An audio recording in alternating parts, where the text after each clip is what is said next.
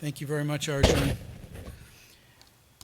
I want to thank President Grimson, my friend Olafur, and Dag Finner for organizing this in such a nice way and for being our hosts. It's really a privilege to be here in Iceland. We're enjoying ourselves very much. And I work with the Skoll Global Threats Fund with my colleagues, Amy Lors, who's right there. I've done that before. And Besma Morad. Thank you very much for coming here with me. We work on global threats. We work on those existential risks that could bring humanity to its knees. We work on climate change, we work on pandemics, we work on nuclear proliferation, and of course we work on water and the conflict in the Middle East. In working on all of those, the Himalayas is of principal importance for water, for climate, for pandemics. As Arjun said, I had the privilege of working on the team that eradicated smallpox, and I was able to meet the last case of naturally occurring killer smallpox. This young girl is Rahima Banu. I took that photo of her. That balloon was one that I got in Berkeley, California, and I brought it with me.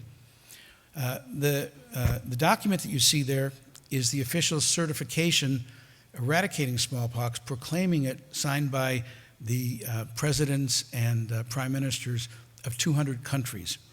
It is my hope, Olafur, that you get to sign one just like that for polio eradication very soon. The reason I put this picture up is because Rahima Banu had her case of smallpox on Bola Island. And I want to talk a little bit about Bola Island.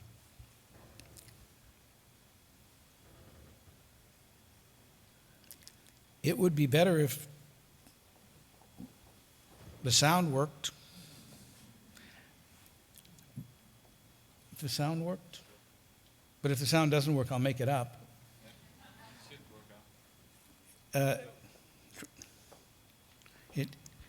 We're having a little technical difficulty here. You want to try that again?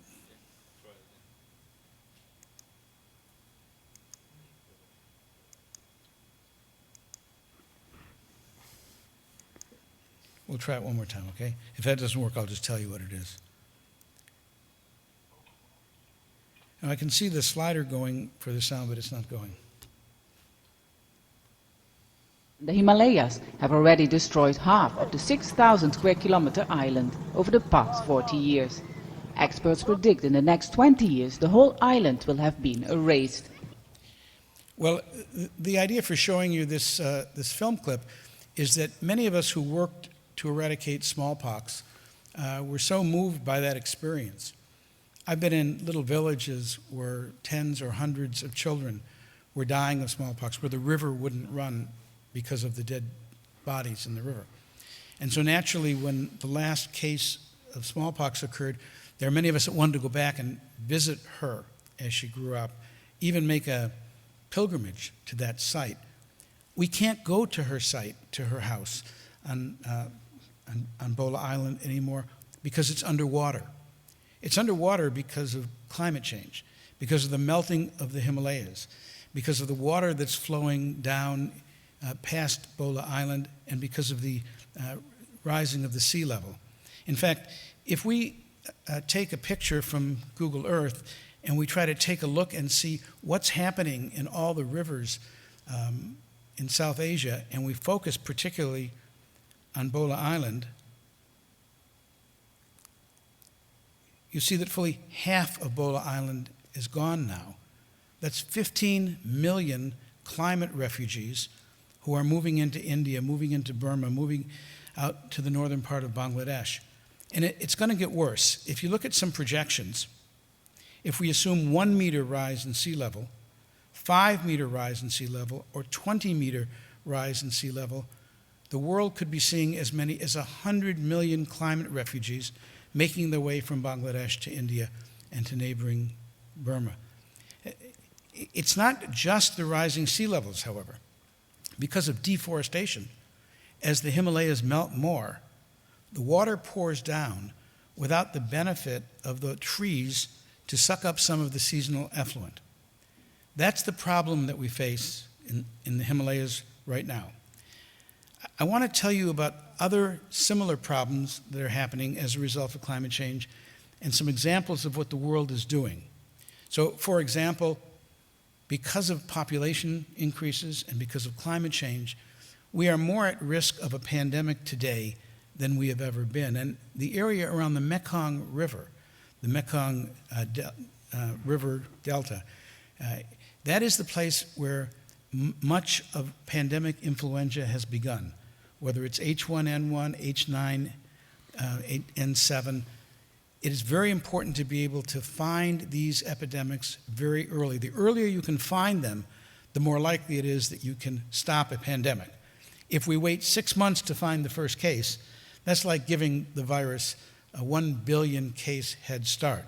So a group of countries and foundations and scientific partnerships, bilateral agencies and UN agencies have formed the Mekong Basin Disease Surveillance Network.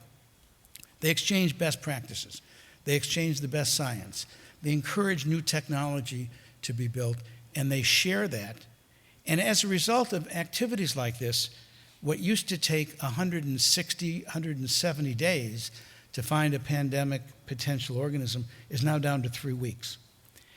The Mekong Surveillance Unit is one of 6 similar organizations around the world, all of which have the same mission: collaborating in research, collaborating in disease detection, with core values: transparency, mutual trust, cooperation. The other 5 are located, 2 in Africa. They're located, interestingly, between Israel, Palestine, and Jordan, countries that may not even have legal framework for talking to each other. Still, they're able to work together because of the urgency of stopping pandemics. And what we've learned from those is that they could be a model for a Himalaya Council or a Himalaya Circle or a Third Pole Circle, whatever we wind up with this name, because they bring in not just the governments, but they bring in all of civil society. They bring in business, they bring in the scientists, they bring in the nonprofits, they bring in the UN agencies. Because it's critically important that we have a venue where we can discuss, especially when there's rumors and conflict, a place where we can de-escalate tensions by bringing in the best data, the newest information, and sharing that from a trusted source. So I offer this to you as a lesson from public health. We were able to eradicate smallpox. God willing, we will be able to eradicate polio very soon, and guinea worm as well. And we can learn from that example, or the example that we're finding here in the Arctic, as we begin to figure out what we're going to do in the Himalayas. Thank you very much. Thank you.